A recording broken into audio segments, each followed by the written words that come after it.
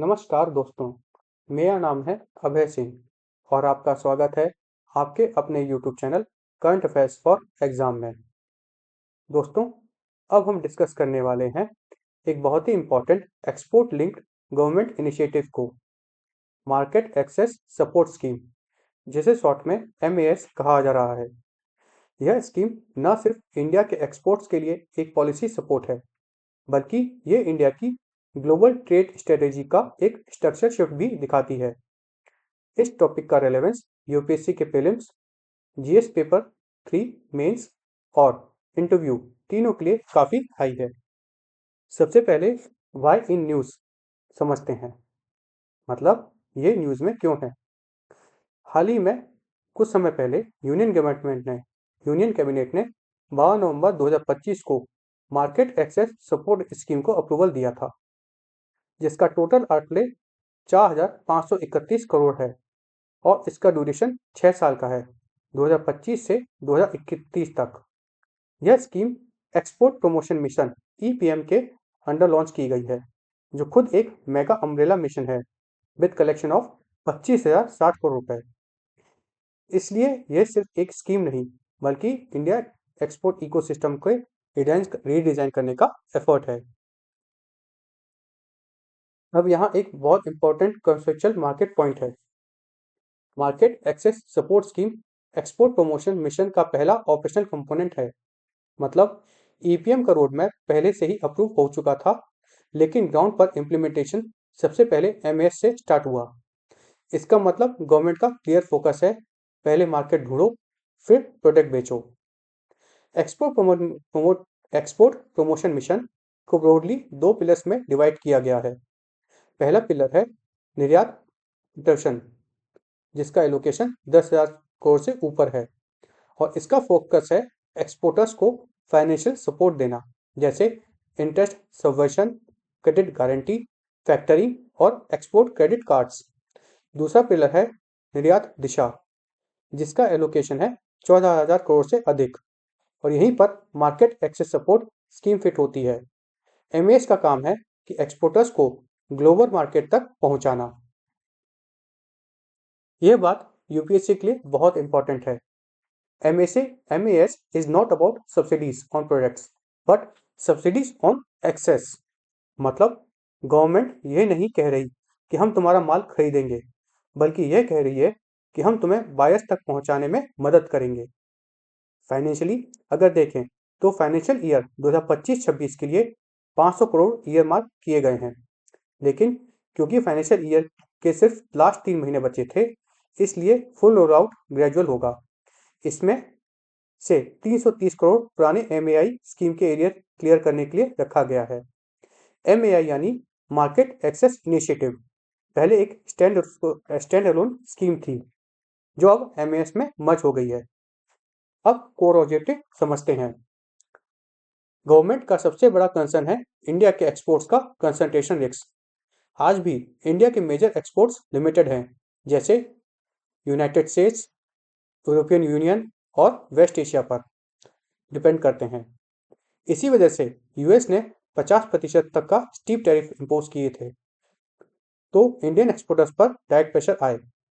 MS का clear objective है product diversification और market diversification, specially Latin America और अफ्रीका जैसे अनटैप्ड रीजन्स में, जिससे कि किसी के टैरिफ लगाने से भी ज़्यादा फर्क ना आए और हमारा प्रोडक्ट पूरे दुनिया में बिके।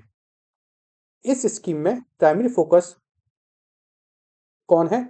MSME और फर्स्ट टाइम एक्सपोर्टर्स।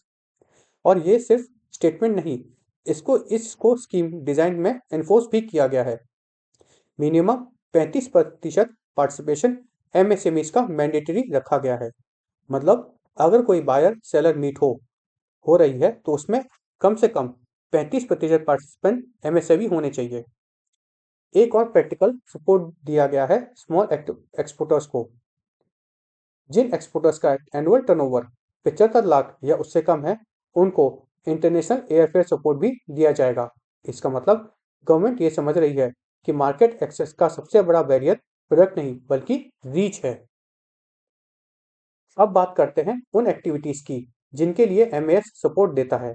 सबसे पहले आते हैं बायर सेलर मीट्स पर, BSM जिसे हम कहते हैं। यह वो इवेंट होते हैं जहां इंडियन एक्सपोर्टर्स और फॉरेन बायर्स डायरेक्टली इंटरेक्ट करते हैं। इसके अलावा इंटरनेशनल ट्रेड फेयर और exhibitions, mega reverse, buyer seller meets जिसे हम RBSM भी कहते हैं, जो इंडिया में ही ऑर्गेनाइज होते हैं, और ट्रेड डेलीगेशन जहां Indian business group targeted markets में जाते हैं, वहां पे भी दिखाया जाएगा। फ्यूचर में इस स्कीम के अंदर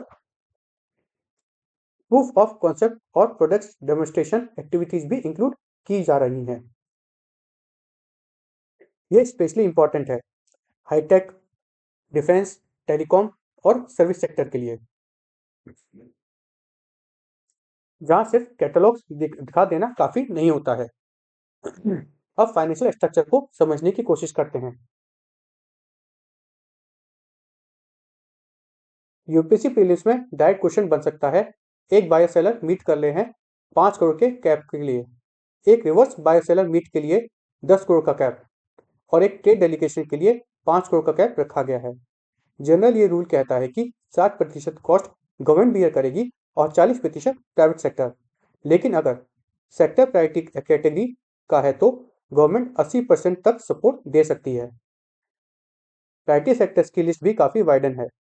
इसमें एग्रीकल्चर और allied sectors, handicrafts, handloom, leather, sport good, telecom, defence manufacturing, tourism, medical services, logistic, legal services, audio visual, construction और एनवायरमेंट सर्विसेज शामिल हैं।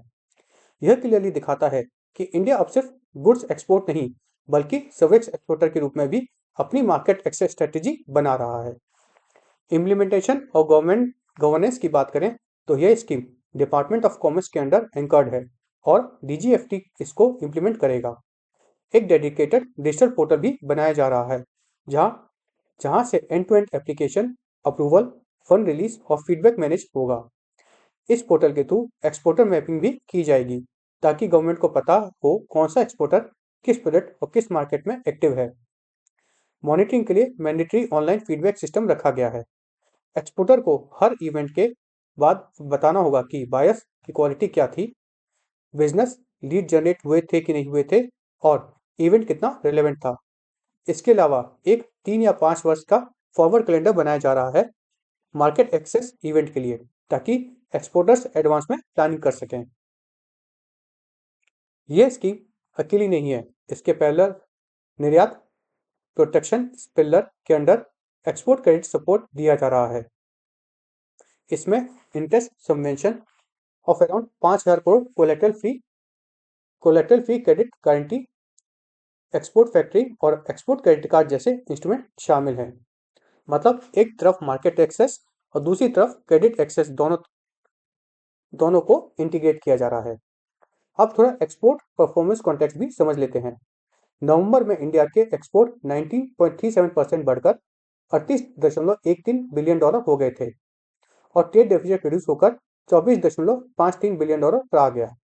इस ग्रोथ का मेजर कंट्रीब्यूशन इंजीनियरिंग गुड्स और इलेक्ट्रॉनिक्स एक्सपोर्ट का रहा। इसी बैकड्रॉप में MES लॉन्च हुआ है, इसलिए यह स्कीम थ्योरेटिकल नहीं बल्कि टाइमिंग वाइज भी बहुत रेलेवेंट है। यूपीएससी के लिए कंक्लूजन पॉइंट यह है कि मार्केट एक्सेस सपोर्ट स्कीम नहीं बल्कि एक सब्सिडी बल्कि कॉम्पिटिटिव कल्चर को प्रमोट करती है। यह एक्सपोर्टर्स को परमानेंटली डिपेंड नहीं बनाती बल्कि उनके ग्लोबल मार्केट में फुटहोल्ड क्रिएट करने में मदद करती है। यह इंडिया के शिफ्ट को रिफ्लेक्ट करती है from export incentive to export intelligence. Friends, आपको यह सेशन इन्फॉर्मेटिव लगा तो लाइक शेयर सब्सक्राइब अवश्य करें। धन्यवाद। जय हिंद, जय भारत।